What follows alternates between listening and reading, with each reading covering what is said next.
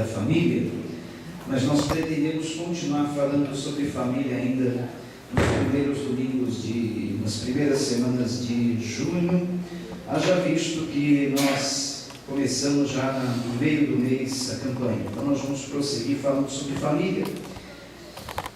Eu não sei hoje se está calor, se está frio. Eu vejo algumas pessoas de blusa, outras pessoas só de camiseta. Não sei se vocês querem que ligue o ar, se vocês querem que ligue os dois ventiladores. Deixa como está. Foi mais vento, mais um. Deixa como está, né? Um lado tem vento, outro não, então deixa assim. Algumas pessoas com blusa, outras sem blusa, a gente fica na dúvida. No calor não tem dúvida, né?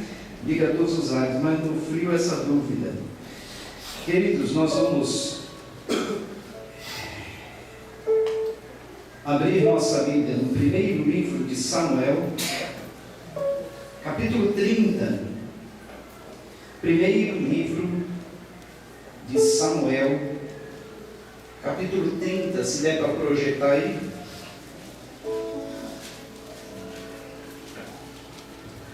Deus tem uma mensagem de restauração, restituição para o seu lar, para a sua família.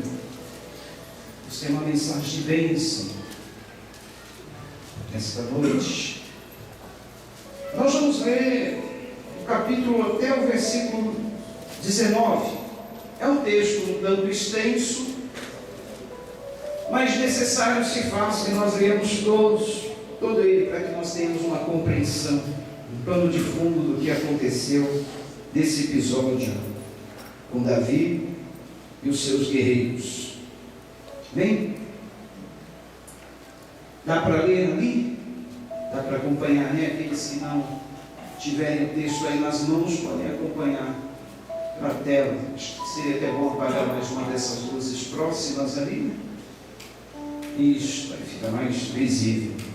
Capítulo 30 do primeiro livro que escreveu Samuel nos diz assim: quando Davi e seus soldados chegaram a Ziclag, no terceiro dia, os amalequitas tinham atacado Neguebe e incendiado a cidade de Ziclag.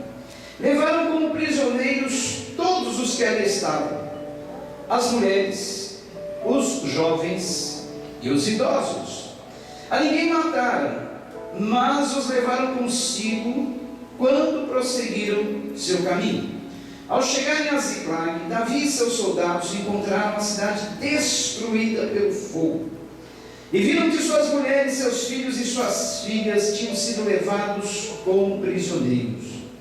Então Davi e os seus soldados choraram em alta voz até não terem mais forças. As duas mulheres de Davi também tinham sido levadas cativas, Ainoã de Jezreel e Abigail de Carmelo, a que fora mulher de Nabal. Davi ficou profundamente angustiado, pois os homens falavam em apedrejá-lo. Todos estavam amargurados por causa de seus filhos e de suas filhas. Davi, porém, fortaleceu-se no Senhor, o seu Deus. Então Davi disse ao sacerdote Abiatar, filho de Amaleque: traga-me o colete sacerdotal. Abiatar o trouxe a Davi. E ele perguntou ao Senhor: devo perseguir esse bando de invasores? Irei alcançá-los? E o Senhor respondeu: persiga-os, é certo que você os alcançará e conseguirá libertar os prisioneiros. Davi e os seus 600 homens que estavam com ele foram ao ribeiro de Besor, onde ficaram alguns, pois 200 deles estavam exaustos demais para atravessar o ribeiro. Todavia Davi e 400 homens continuaram a perseguição. Encontraram um egípcio no campo e o trouxeram a Davi. Deram-lhe água e comida, um pedaço de bolo de figos prensados e 2 bolos de uvas passas. Ele comeu e recobrou as forças, pois tinha ficado 3 dias e 3 noites sem comer e sem beber. Davi lhe perguntou: a quem você pertence? De onde você vem? Ele respondeu: sou um jovem egípcio, servo de uma amalequita. Meu senhor me abandonou quando fiquei doente há 3 dias. Nós atacamos os Neguebes dos Queretitas, o território que pertence a Judá, e o Neguebe de Caleb, e incendiamos a cidade de Ziclag. Davi lhe perguntou: você pode levar-me até esse bando de invasores? Ele respondeu: diante de Deus que não me matarás, nem me entregarás nas mãos de meu Senhor? E te levarei até eles. Quando ele levou Davi até lá, os amalequitas estavam espalhados pela região, comendo, bebendo, festejando os muitos bens que haviam tomado da terra dos filisteus e de Judá. Davi os atacou no dia seguinte, desde o amanhecer até a tarde. Nenhum deles escapou, com exceção de 400 jovens que montaram em camelos e fugiram. Davi recuperou tudo o que os amalequitas tinham levado, incluindo suas 2 mulheres. Nada faltou, nem jovens, nem velhos, nem filhos, nem filhas, nem bens, nem qualquer outra coisa que fora levada. Davi recuperou tudo. E tomou também todos os rebanhos dos amalequitas e seus soldados, os conduziram à frente dos outros animais, dizendo: esses são os despojos de Davi. Senhor, que a Tua palavra continue falando conosco nessa noite, Pai. Eu me anulo, Pai, e permito que o Teu Santo Espírito fale através de mim. Use esse vaso, esse canal, e a Tua mensagem seja conduzida a cada coração nesta noite. Que nada possa atrapalhar o Seu recado de chegar inteiro a cada coração e produzir o efeito necessário. Em nome de Jesus. Amém. Queridos, houve um tempo na vida de Davi, quando ele era perseguido pelo rei Saul, que ele se aliou com os filisteus, ele se empregou com os filisteus, ele foi servir ao exército inimigo de Israel, porque ele precisava sobreviver, ele precisava estar protegido contra Saul, que o perseguia dia e noite. E Davi ali, junto com seus soldados, servindo nas fileiras dos exércitos dos filisteus, uma coligação de 5 cidades, 5 regiões, formavam a Filistia, e eram os inimigos principais da nação de Israel. E numa dessas incursões, numa dessas batalhas, Davi e seus homens saíram para a guerra, pelejaram, venceram batalhas, e quando eles voltam para casa pensando: agora nós vamos voltar para o nosso lar, onde nós deixamos nossas esposas, onde nós deixamos nossos filhos, onde nós deixamos nossos bens, onde nós deixamos o aconchego do nosso lar, e agora iremos descansar, iremos desfrutar do sossego, da paz que advém de nós termos vencido as guerras. Agora nós vamos desfrutar dias alegres, dias tranquilos com os nossos familiares, depois de termos vencido os nossos inimigos. Só que as coisas nem sempre são do jeito que a gente quer, não é verdade? A gente sempre imagina, a gente sempre projeciona o melhor para as nossas vidas, o melhor para os nossos lares, o melhor para as nossas famílias. Nós projetamos coisas boas, mas nem sempre essas coisas boas acontecem, nem sempre as coisas saem do jeito que nós queremos, porque nós sabemos que há uma luta travada nos ares, há uma peleja, há uma guerra, e essa guerra é contra os nossos lares, é contra as nossas famílias, é contra a nossa vida espiritual. Satanás, o príncipe das trevas, ele não dá descanso. A palavra de Deus diz que o mundo jaz no maligno, e Satanás, o imperador desse século, ele veio para roubar, matar e destruir, segundo João 10:10, e nós temos que nos fortalecer no Senhor e na força do seu poder, nos enchermos do Espírito Santo, nos protegermos com toda a armadura de Deus, para não perdermos essa batalha. Davi e seus soldados, eles chegam finalmente ao acampamento, e pensando ali encontrar suas esposas, seus filhos, seus bens, as suas tendas, tudo na mais perfeita paz, tudo na mais perfeita ordem, eles chegam e encontram um cenário devastador, tudo destruído pelo fogo, nada restou, tudo foi levado pelos inimigos de guerra. Havia um povo chamado os amalequitas, que eles eram especialistas em atacar os exércitos pela sua retaguarda. Os exércitos saíam para a batalha, deixavam no acampamento esposas, crianças, filhos, bens, animais. Os amalequitas, aproveitando que esses exércitos tinham saído da guerra, chegavam no acampamento, levavam prisioneiros, não matavam ninguém, mas levavam prisioneiros, cativos, tudo ali, as pessoas que ele encontrava, idosos, crianças que não iam para a guerra, e as mulheres.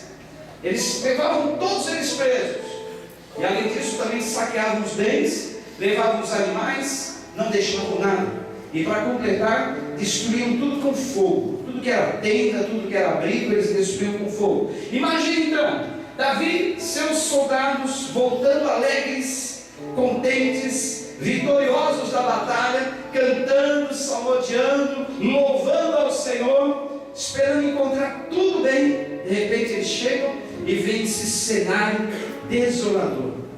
Como nós ficaríamos nessa situação?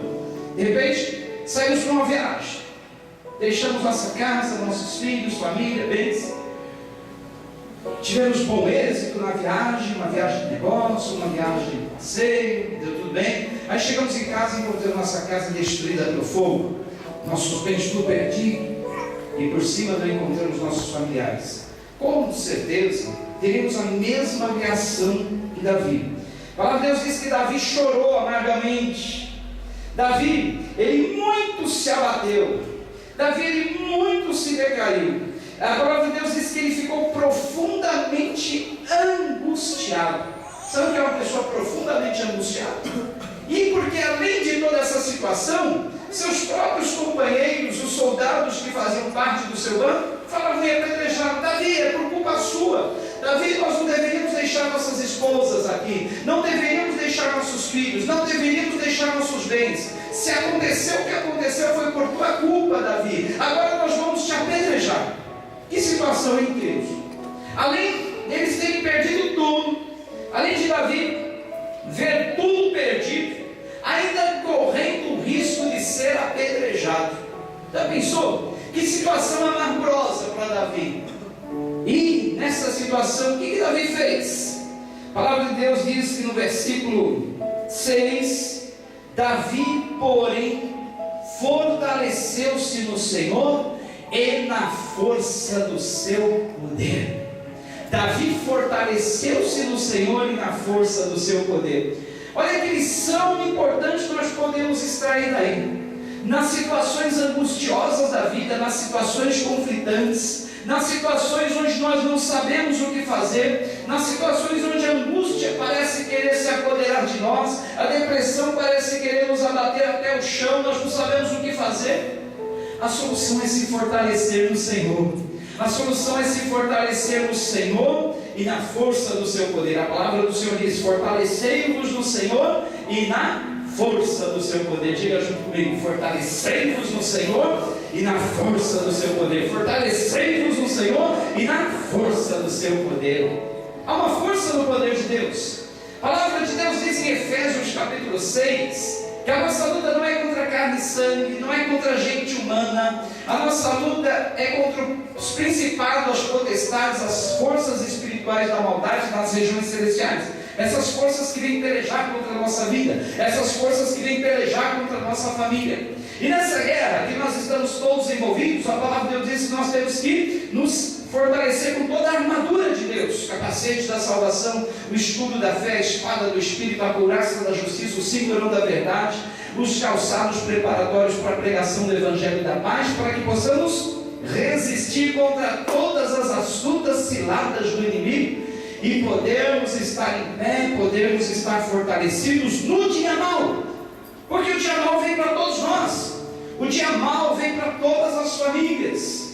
O dia mau vem para qualquer um de nós. De repente está tudo bem, tudo maravilha, tudo legal, tudo jóia, mas de uma hora para outra, as nuvens escuras, carregadas, sombrias, parece que vêm para nos atacar e vêm com toda a força. Mas é nesses momentos que nós nos fortalecemos no Senhor e na força do seu poder. Porque se nós formos tentar enfrentar essas pelejas, essas batalhas, sem estarmos fortalecidos, nada conseguimos.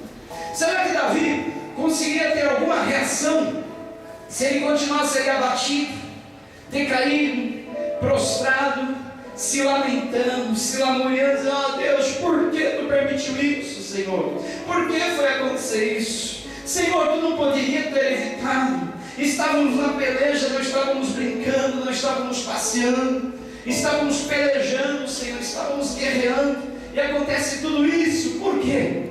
Mas Davi não quis saber por quê. Davi não quis saber de questionar. Davi não quis saber de ficar lamentando.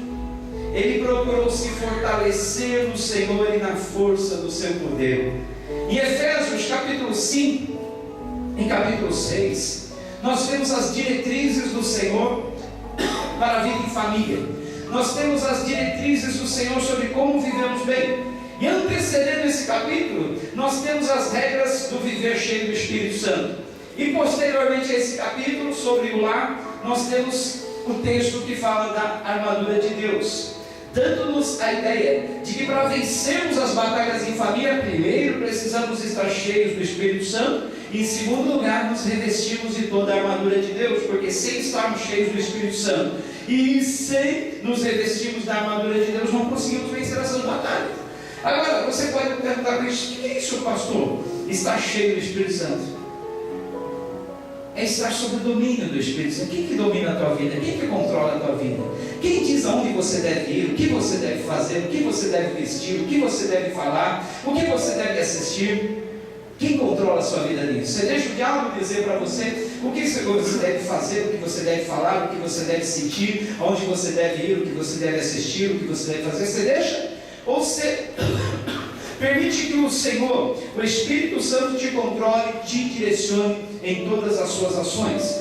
Se a resposta sua for sim, eu deixo que o Espírito Santo me dirija, eu deixo que o Espírito Santo controle minhas ações, eu deixo que o Espírito Santo me conduza, eu deixo que o Espírito Santo venha sentir, falar, agir por mim, parabéns, você é uma pessoa cheia do Espírito Santo. Ser cheio do Espírito Santo é nada mais, nada menos que isso.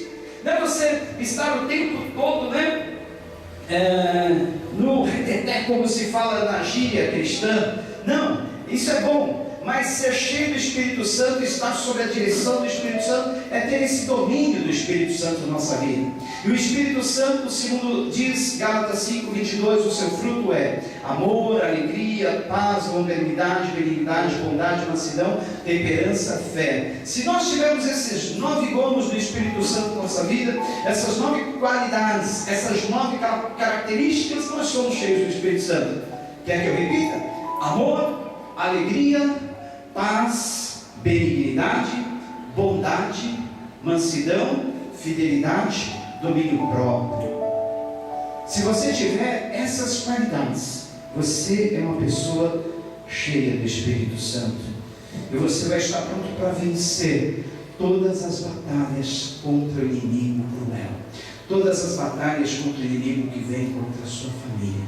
Davi, então, ele se fortaleceu no Senhor. E a segunda coisa que Davi fez está no versículo 7. Então Davi disse ao sacerdote Abiatar, filho de Aimeleque: traga-lhe o colete sacerdotal. Abiatar o trouxe a Davi, e ele perguntou ao Senhor: devo perseguir esse bando de invasores?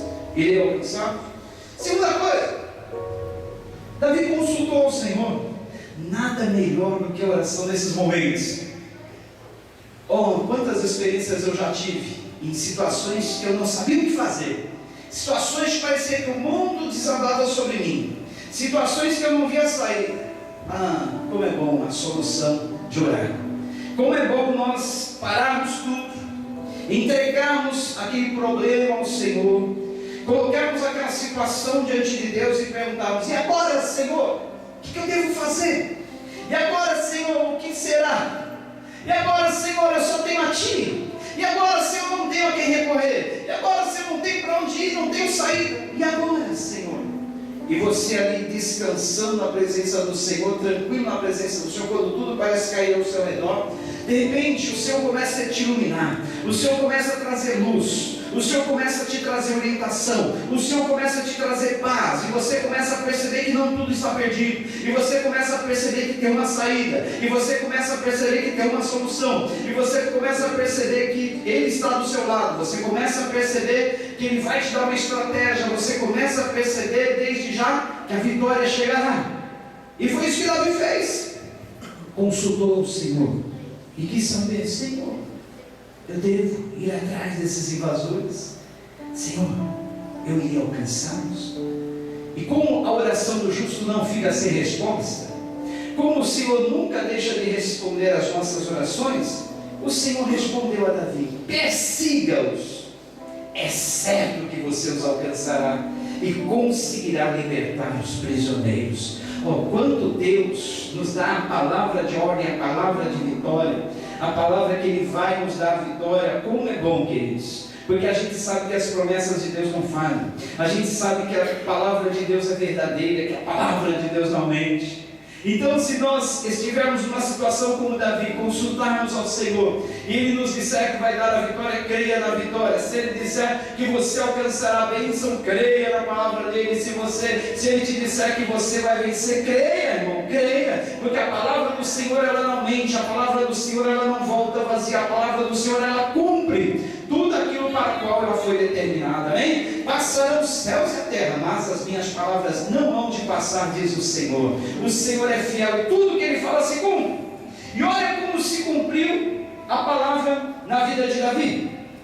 Mas primeiro ele obedeceu. Se o Senhor mandou que ele deveria ir, ele foi. Ele não ficou parado, ele não voltou atrás, ele foi. E diz que no caminho, enquanto eles saíram, eles encontraram um egípcio. E esse egípcio, que estava doente, abandonado pelo seu comandante, no meio do caminho, olha os propósitos de Deus. Permitiu que aquele soldado adoecesse, permitiu que o seu comandante o abandonasse ali no caminho, e ele ficou ali caído, quando Davi e seus soldados o alcançaram. Perguntaram de onde ele era, o que ele estava fazendo, onde ele vinha. E ele falou exatamente aquilo que Davi queria ouvir, que ele fazia parte do exército dos amalequitas, que ele foi abandonado no caminho, e ele sabia exatamente onde Davi poderia encontrar aquele exército, onde eles estavam acampados, onde eles estavam festejando, onde eles estavam repartindo os despojos, onde eles estavam guardando os prisioneiros que haviam tomado do exército de Davi. E foi exatamente o que aconteceu. Mas Davi, primeiro, antes de ir, ele armou a estratégia. Glória, nos leve até lá. Nós sabemos que os amalequitas estão espalhados pela região, comendo, bebendo, festejando, e nós vamos chegar de surpresa.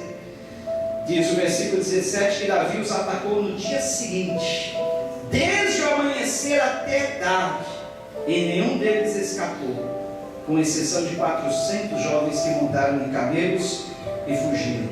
E diz que Davi recuperou tudo que os amalequitas tinham levado, incluindo suas 2 mulheres, que naquele tempo era permitido. Nada faltou, nem jovens, nem velhos, nem filhos, nem filhas, nem bens, nem qualquer outra coisa que fora levada. E de novo, o versículo 19 enfatiza: Davi recuperou tudo.